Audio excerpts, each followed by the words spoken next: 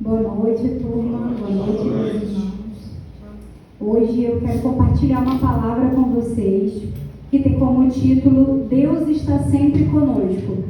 E eu acredito que a maioria de nós, durante o momento que estava se preparando para fazer o sermão, né? A gente foi testado naquilo que a gente estava produzindo e se preparando para compartilhar. E não diferente, também fui muito testada nessa palavra.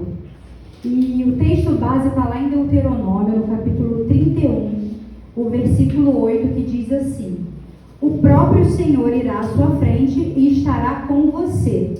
Ele nunca o deixará, nunca o abandonará. Não tenha medo, não desanime. E foram várias passagens bíblicas que, durante o momento onde eu estava procurando uma passagem específica sobre esse título, Deus está sempre conosco, em muitos momentos eu vi a palavra de Deus falando para cada um daqueles grandes homens e também deixando algumas promessas para nós sobre essa certeza que nós devemos ter, de entendermos que nunca estaremos sós, independente do momento que a gente esteja passando na nossa vida. Essa é uma realidade, nós não estamos sós.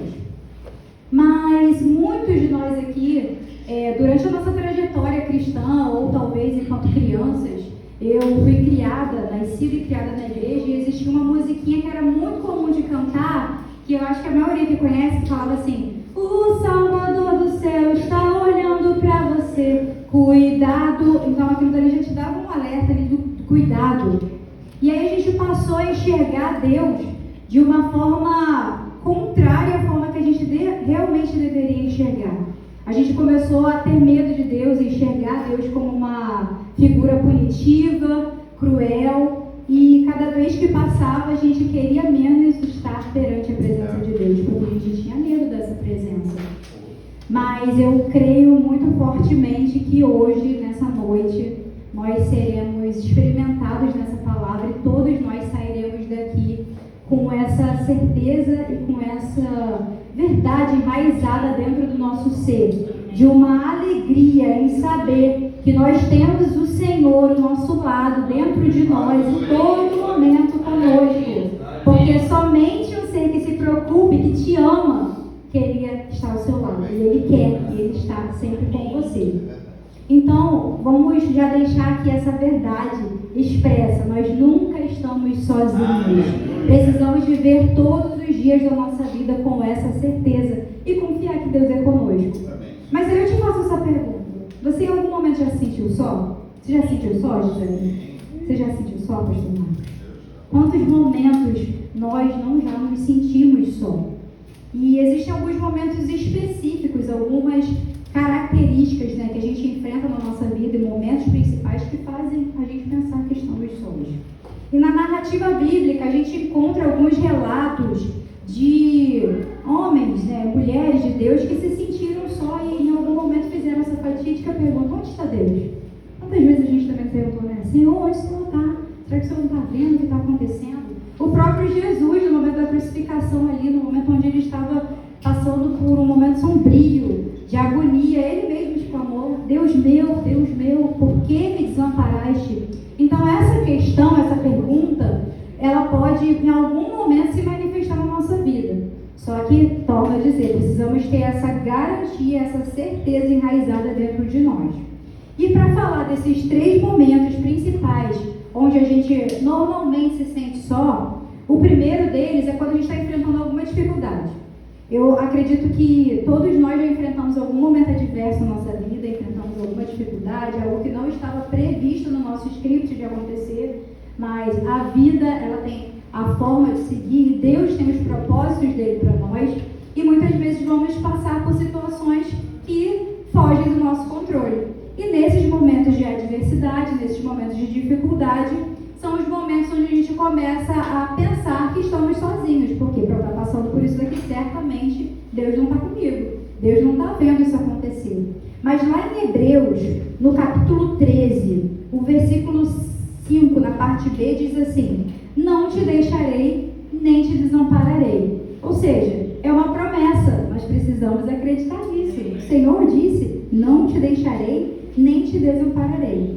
O segundo momento que a gente se sente muito sozinho é quando aquilo que a gente deseja demais não acontece. E a gente tem essa tendência a ser muito ansioso e querer uma promessa se realizando no momento. Se alguém foi usado por Deus e entregou uma palavra para mim hoje, eu preciso acreditar que amanhã isso já vai estar acontecendo. Porque senão, Deus não está comigo. Como que Deus fala uma coisa e Ele não cumpre?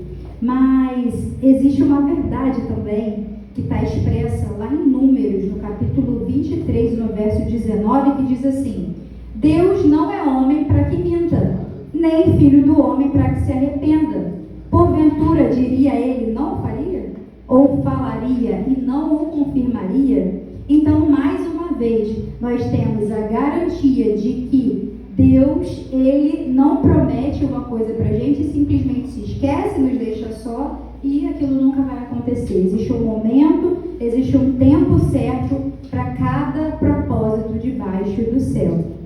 E também é muito importante, eu acredito, a gente trazer à nossa memória que quando a gente começa a pensar que por algo que eu desejo, a minha forma, a minha maneira, no meu momento, ele não acontece, isso também denuncia um pouco da nossa falta de fé e confiança no Deus que prometeu.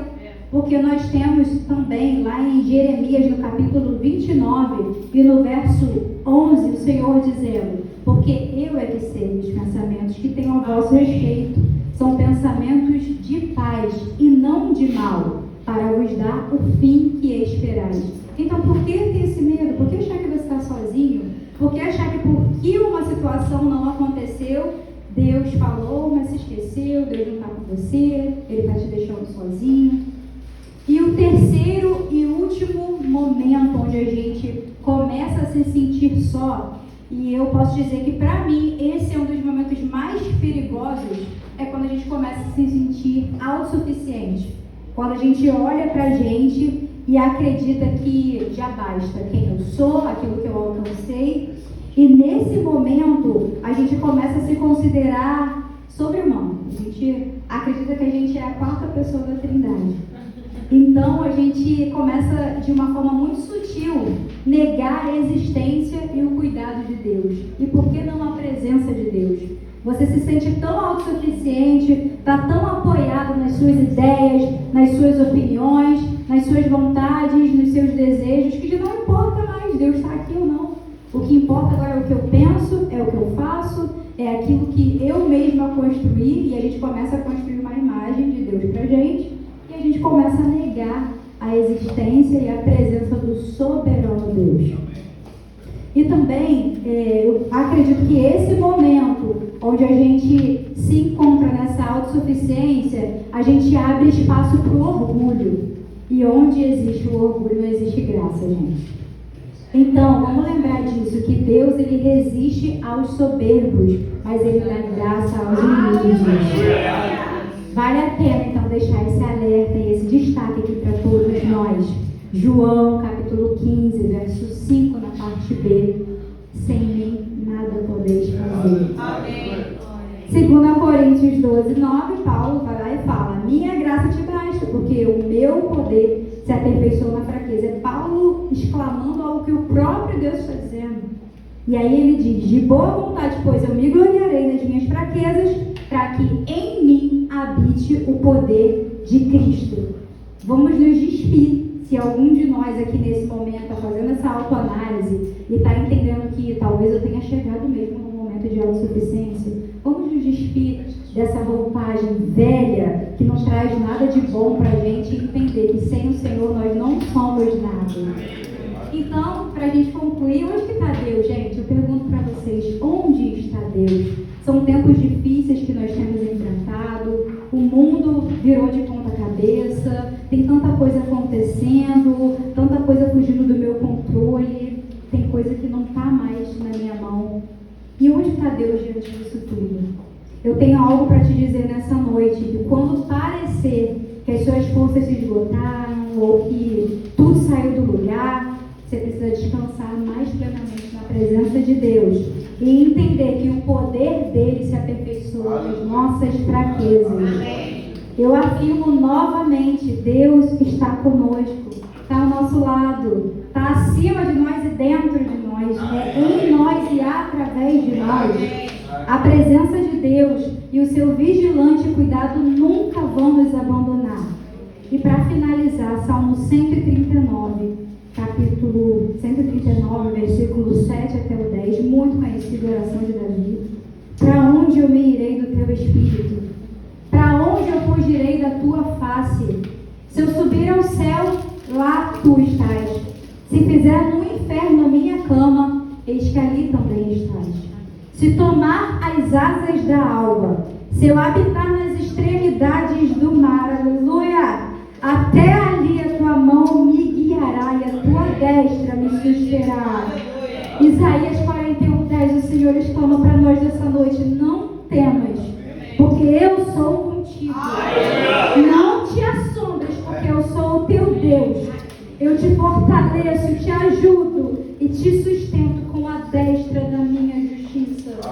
Não temas, Deus está contigo. Deus está conosco. O Deus de Jacó é o nosso Jesus.